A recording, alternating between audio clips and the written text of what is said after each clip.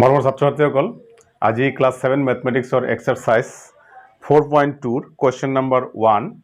এই question number 1 টোৰ গোটেই কেইটা প্ৰশ্ন আমি আলোচনা কৰিবলৈ চেষ্টা কৰিম তোমালোকে ভিডিওটো আৰম্ভণিৰ পৰা শেষলৈকে টেক্সট বুক লগত লৈ চাবা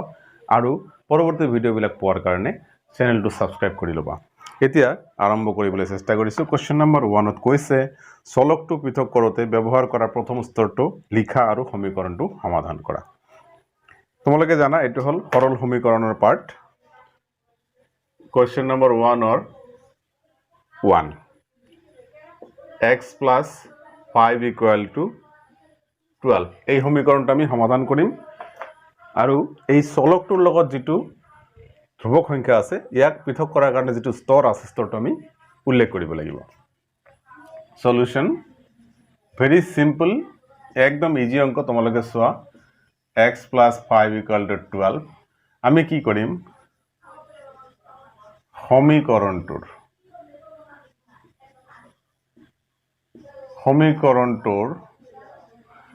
বাওপক্ষত কি আছে x ৰ লগত +5 আছে আমি কি কৰিম দুও পক্ষৰ পৰা 5 বিয়োগ কৰিম যদি মাইনাস থাকিলে হয় যোগ কৰিলেও হয় মানে প্লাস থাকিলে মাইনাস কৰিব লাগে মাইনাস থাকিলে প্লাস কৰিব লাগে আৰু পূৰণ থাকিলে হৰণ কৰিব লাগে হৰণ থাকিলে পূৰণ কৰিব লাগে এই কথাখিনি তোমালোকে মনত ৰাখিবা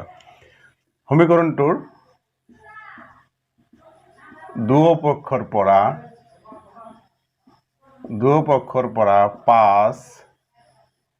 বিয়োগ কৰি পাও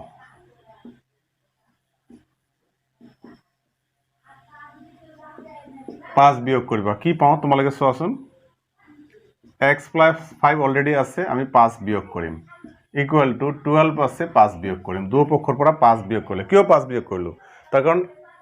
মানে x ৰ লগত মানে চলকৰ লগত 5 আছে ধ্ৰুবক যি সংখ্যাটো থাকিব সেই সংখ্যাটোকে তুমি অপাৰেশন কৰি আউট কৰি দিব লাগিব ইয়াত যোগ আছে কাৰণে বিয়োগ কৰিলো বিয়োগ থাকিলে যোগ কৰিব লাগিব পূৰণ থাকিলে হৰণ কৰিব লাগিব হৰণ থাকিলে পূৰণ কৰিব লাগিব এইখিনি কথা তোমালোকে মনোযোগ দি চাবা সো এবাৰ +5 - 5 ক্যান্সেল হৈ যাব থাকিব অনলি x ইয়াতে 12 - 5 হলে 7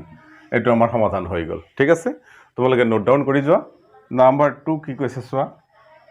x - 7 = 0 সমাধান x - 7 = 0 এতিয়া সমীকৰণটোৰ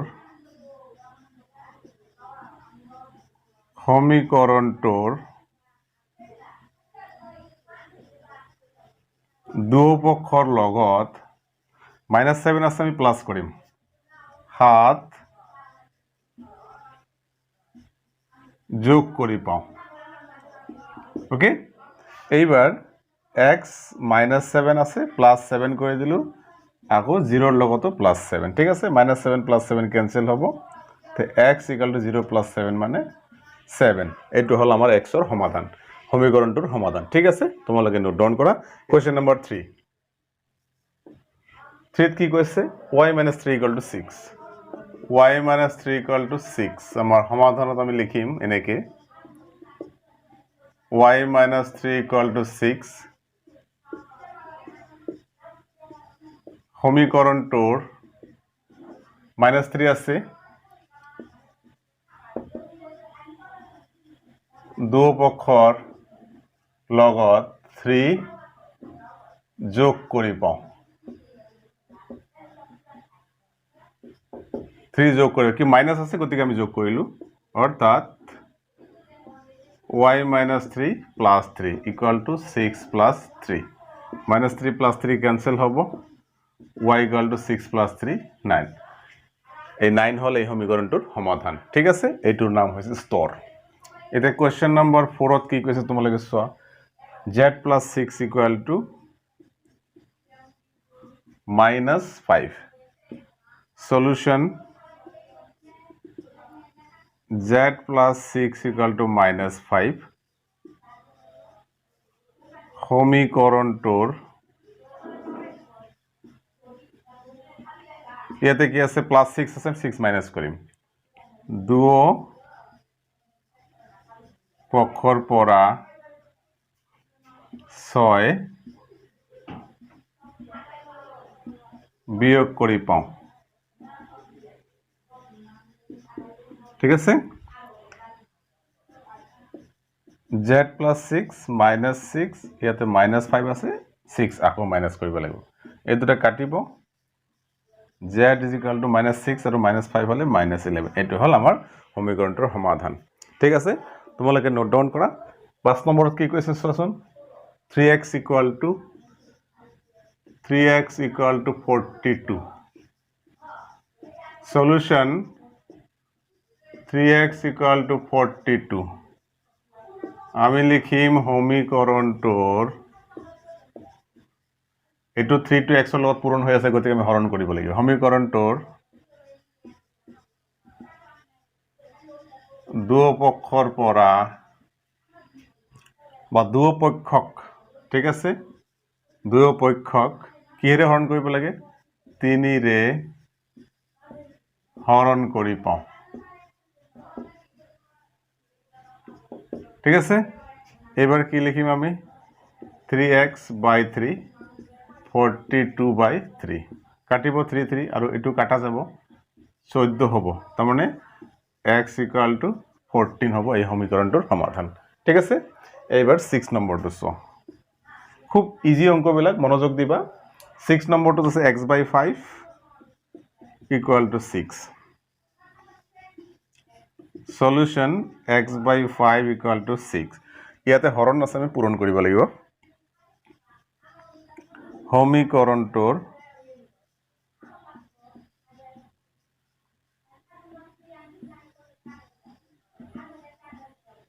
দুপক্ষক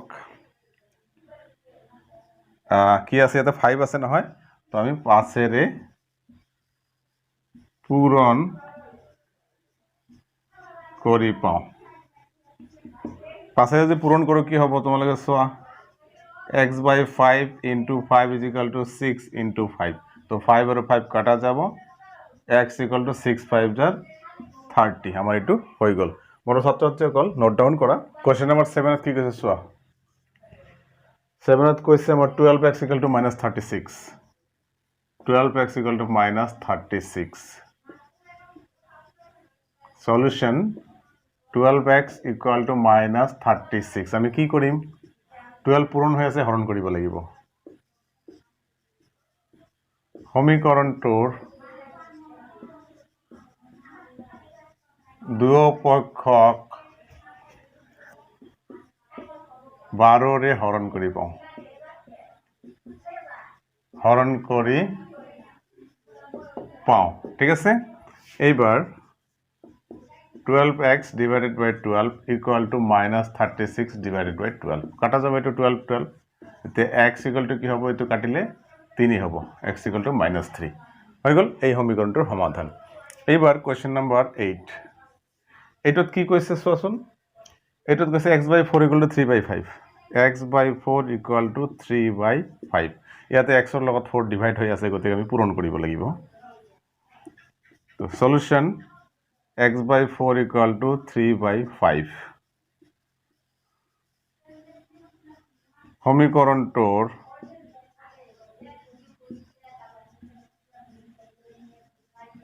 দুপক্ষক 4 ৰে পূৰণ কৰি পাওঁ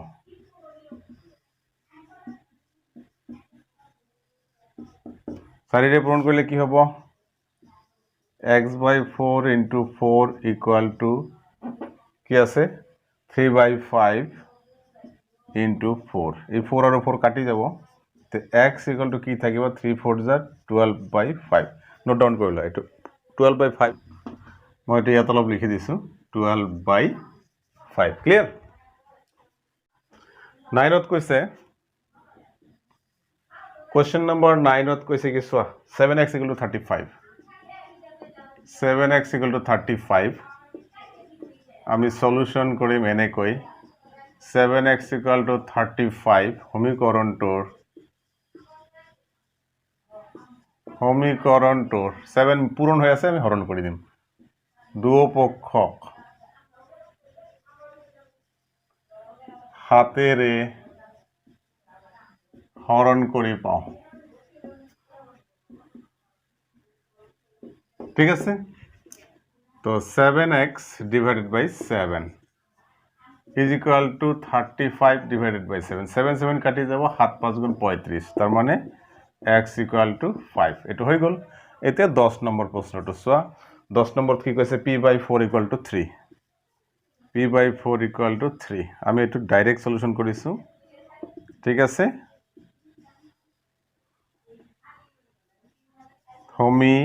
সমীকৰণ তো এটা হৰণ হৈ আছে পূৰণ কৰিব লাগে সমীকৰণটোৰ দুপক্ষক 4 ৰে পূৰণ কৰি পাও ঠিক আছে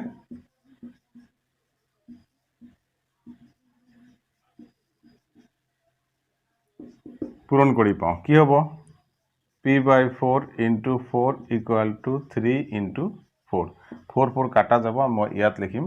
p is equal to 3 4 * 12 সমাধান হৈ গল মৰম ছাত্ৰছাত্ৰীসকল আজিৰ ভিডিও দেখিনে লগ পাম পৰৱৰ্তী ভিডিও বিলাক ভাল পালে লাইক আৰু শেয়াৰ কৰিবা আৰু মোৰ চেনেলটো সাবস্ক্ৰাইব কৰিবা